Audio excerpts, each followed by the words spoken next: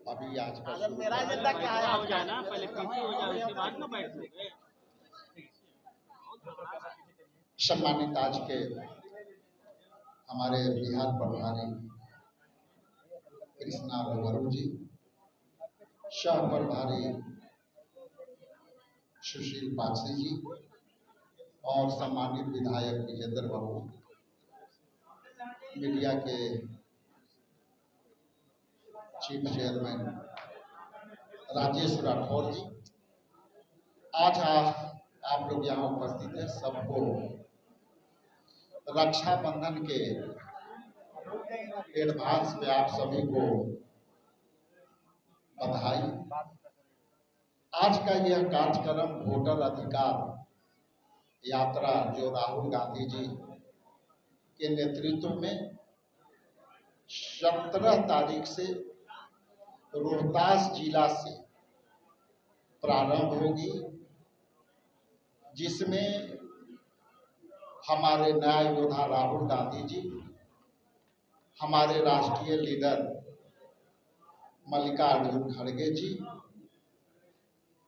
विधिवत तौर पर वहां पे शुभारंभ करेंगे। यह यात्रा 15 दिन के अपनी वोटर अधिकार यात्रा रहेगी। उसके तत्पश्चात 15 दिन के बाद यह यात्रा लोकेशन पटना में संपन्न होगी और यह यात्रा वोटर अधिकार को लेकर के यात्रा है। और जिस तरह से वोटरों के नाम हटाए गए हैं, पूरे बिहार में वोटरों जिनका नाम कटा वो जो है काफी पीड़ित है। अभी कई फोन हम लोगों के पास आए जिसमें बीएलओ द्वारा भी पक्षपात करने का घटना आई है और इसमें भी डिस्क्रिमिनेशन सुनने को मिला है, भेदभाव से भी हटाए गए हैं। जिसका अभी के समय में जो हमारे पास जो फोन आए हैं, खास करके SC ST जिनकी नाम कटी है और वो प्रमाण के तौर पर उनके पास प्रमाणित करने के लिए जो लोग अशिक्षित हैं उनके पास मैट्रिक का सर्टिफिकेट नहीं है और कोई भी उनके पास आधार नहीं है। एक आधार बनता है जातीय और आवासीय, वो भी बंद कर दी गई है। तो ये सब जो घटनाक्रम है पहले से ही आदरणीय राहुल गांधी जी ने एक भविष्यवाणियां की थी और ये धीरे धीरे ये सारी भविष्यवाणियां वोटरों के जिस तरह से छोड़े गए हैं, वोट चुराए गए हैं, ये सारे मुद्दे लेकर के पूरे बिहार में हम लोग घूमेंगे। हालांकि हम लोग वोटरों को मदद करने के लिए भी अभियान चलाया है, लेकिन ये अभियान नाकाफी है। सरकार और सरकार के लोग निष्पक्षता से काम नहीं कर रहे हैं। जिनकी वोटर से लिस्ट से नाम कटी उनको मदद नहीं कर रही है, ये अभी प्राप्त हुआ। इसके अलावा अभी जो हम लोग यहाँ बैठक करेंगे वोटर अधिकार यात्रा की तैयारियों को लेकर के और उसमें किस तरह से हमको आगे तैयारी रखना है। हमारे राहुल गांधी के सभी बब्बर शेर यहाँ उपस्थित है। यही बब्बर शेर पूरी यात्रा को सफल करेंगे, इसलिए आपको भी मैं यहाँ तकलीफ दिया था। क्या महागठबंधन का कोई नेता रहेंगे या सिर्फ कांग्रेस का रहेगा? पूरे भारत से इंडिया गठबंधन के तमाम लीडरों को आमंत्रित किया जाएगा। खास करके बिहार में जो हम लोग 6 पार्टनर हैं, वो 6 पार्टनर अपनी जोश और खरोश के साथ इस यात्रा में भाग लेंगे।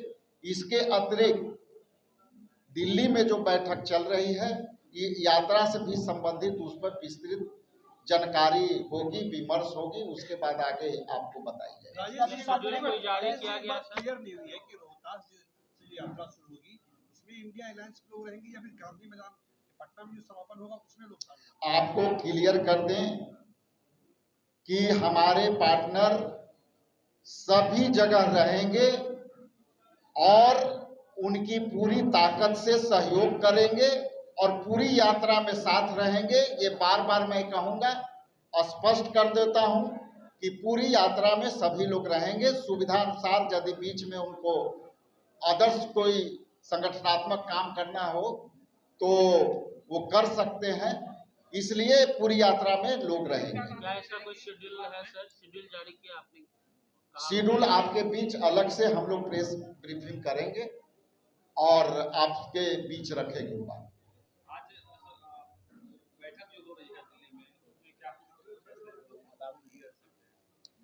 इंडिया गठबंधन का योद्धा राहुल गांधी जी और खड़गे साहब के आह्वान पर वहां बैठक हो रही है। वहां से जो भी निर्णय आएगा आपके बीच होगा। सीटों के बीच तो हिना होता है और सीट पर कोई विशेष चर्चा की जरूरत नहीं है। अभी है वोटर अधिकार का जो हम रैली यात्रा निकालेंगे, यात्रा के लिए हम लोग तैयारी करेंगे।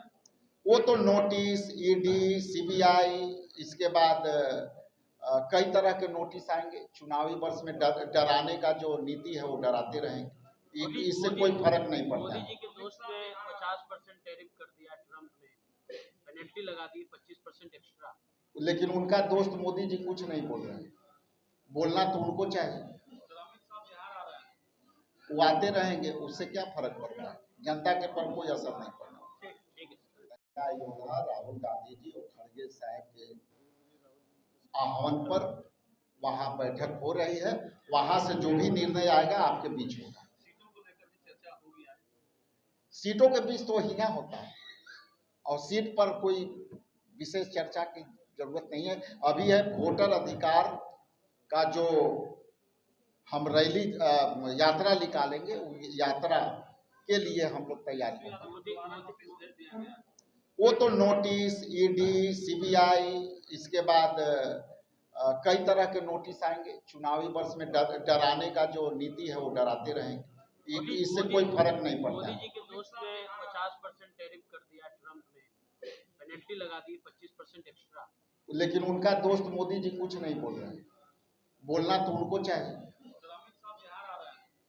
वो आते रहेंगे, उससे क्या फर्क पड़ रहा है? जनता के पर कोई असर नहीं पड़ रहा।